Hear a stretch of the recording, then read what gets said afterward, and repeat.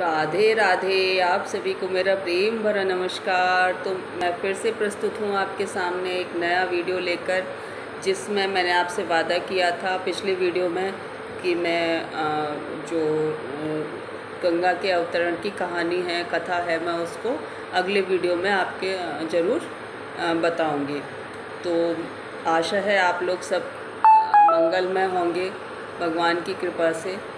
तो भगवान का नाम लेते हुए, हर हर गंगे बोलते हुए, और आज सभी को गंगा दशहरा की बहुत बहुत हार्दिक शुभकामनाएं। तो शुरू करते हैं। तो जो माँ गंगे थी, उनको पृथ्वी पर कौन लेकर आया था? राजा भगीरथ। राजा भगीरथ माँ गंगा को पृथ्वी पर लेकर आए थे। तो राजा भगीरथ कौन थे? राजा भगीरथ थे राजा दिलीप के पुत्र, जो कि इक्ष्वाकु वंश के राजा थे। इक्ष्वाकु वंश सूर्य वंश कहलाता है, जिसमें श्री रामचंद्र जी ने भी जन्म लिया था कई पीढ़ियों के बाद में। उससे पहले काफ़ी पीढ़ियों पहले एक राजा हुआ करते थे, राजा सगर, जो अयोध्या पर ही राज्य करते थे। और उनकी दो रानियां थी, केशिनी और सुमति। तो राजा सगर ने क्या किया, पहले अश्वमेध यज्ञ चलते थे, तो अश्वमेध यज्ञ के लिए पहले घोड़ा छोड़ा जाता था। तो राजा सगर ने अश्वमेध यज्ञ करवाया और उन्होंने अपना घोड़ा छोड़ दिया। तो जो घोड़ा था, अब और वो जो इंद्र देवता थे, उन्होंने उसको पकड़ लिया और ले जाकर कपिल मुनि के आश्रम में बांध के आ गए। उन्होंने चीटिंग की उनके साथ। तो कपिल मुनि के आश्रम में बांध के आ गए। जब राजा सगर ने अपने पुत्रों को भेजा कि देख के आओ कि घोड़ा कहाँ पर है, और तो जब उन्होंने बहुत ढूंढा, तो उन्होंने अंत में देखा कि घोड़ा कपिल मुनि के आश्रम में बंधा हुआ है। तो उनके पुत्रों को बहुत गुस्सा आया कि ये मतलब कपिल मुनि ने हमारे घोड़े को क्यों बांध रखा है। और ये तो उन्होंने बोला कि तू ही हमारे पिता के यज्ञ के घोड़े को चुरा कर लाया है। कपिल मुनि से अभद्र शब्द बोले। तो कपिल मुनि को भी, वो तो मुनि थे, ऋषि थे, तो उन्होंने, कपिल मुनि को गुस्सा आ गया, तो उन्होंने उनके पुत्रों को वहीं के वहीं श्राप देकर भस्म कर दिया। और राजा, अब क्या हुआ, वो तो वहीं के वहीं चले गए। अब राजा सगर को तो ये पता नहीं था कि वहाँ क्या हुआ है। तो बहुत दिनों तक उन्होंने प्रतीक्षा की कि मेरे पुत्र क्यों नहीं आए, क्या हो गया ऐसा। तो उन्होंने फिर एक पुत्र को और भेजा, दूसरे पुत्र को भेजा कि भाई ढूंढ के लाओ कि जो आपके भाई गए थे वो उनका क्या हुआ। तो जब उन्होंने देखा कि वहाँ पर कपिल मुनि के आश्रम में वो भस्म हुए पड़े हैं, तो उनको बहुत, उन्होंने अपने पिता को आके बताया, राजा सगर को आके बताया कि ऐसे ऐसे हुआ है, और वहाँ पर मेरे जो भाई हैं वो सारे भस्म हुए पड़े हैं कपिल मुनि के श्राप से। तो अब उनको तारने के लिए, उनको वो करने के लिए गंगा जी की ज़रूरत थी। तो अब उस टाइम तो गंगा जी थी नहीं। तो राजा सगर ने उसके बाद राजा सगर ने बहुत तपस्या की कि मतलब गंगा जी को पृथ्वी पर लाने के लिए, पर वो नहीं ला पाए।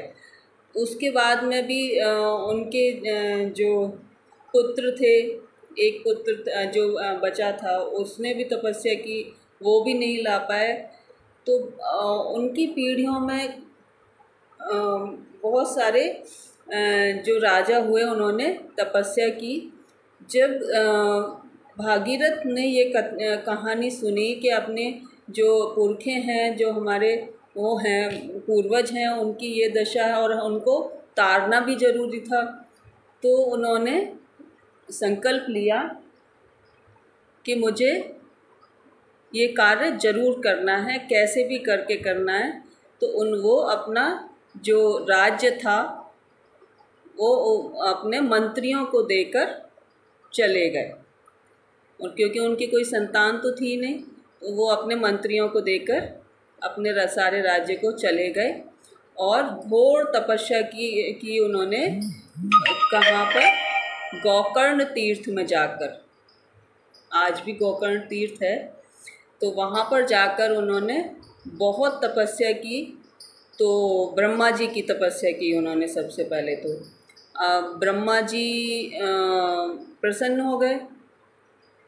ब्रह्मा जी प्रसन्न हो गए तो अब उन्होंने कहा कि वर मांगो, जो भी आपको मांगना है। तो राजा भागीरथ ने बोला कि मुझे आप गंगा जी को पृथ्वी पर छोड़ दीजिए, और मेरे बहुत से पूर्वज ऐसे हैं जो तरे नहीं हैं, अभी तक उनको मोक्ष की प्राप्ति नहीं हुई।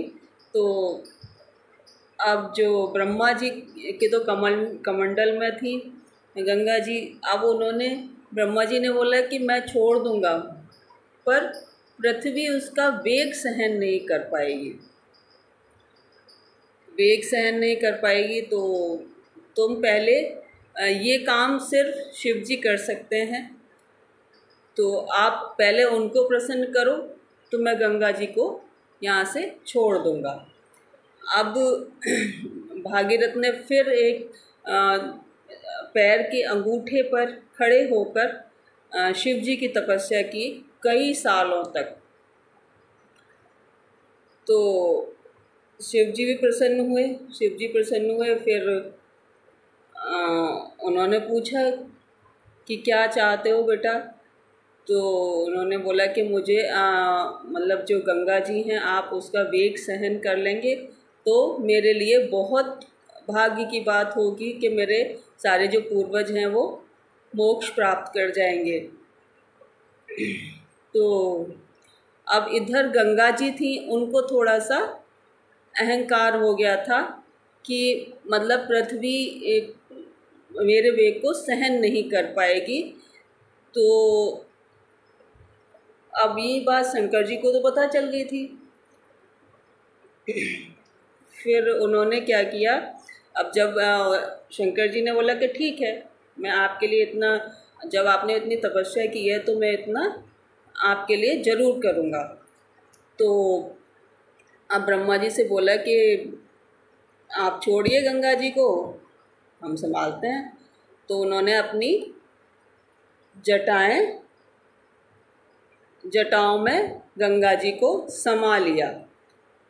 अब क्या हुआ, गंगा जी को समा तो लिया, पर गंगा जी वहाँ से निकल नहीं पा रही थी, क्योंकि उन्होंने जटाओं को बांध रखा था, तो इसलिए वो निकल नहीं पा रही थी। तो गंगा जी का अहंकार समाप्त करने के लिए उन्होंने अपनी जटाओं को बांधा था। तो इससे पहले उन्होंने 7 दिन तक बांध के रखा था गंगा जी को।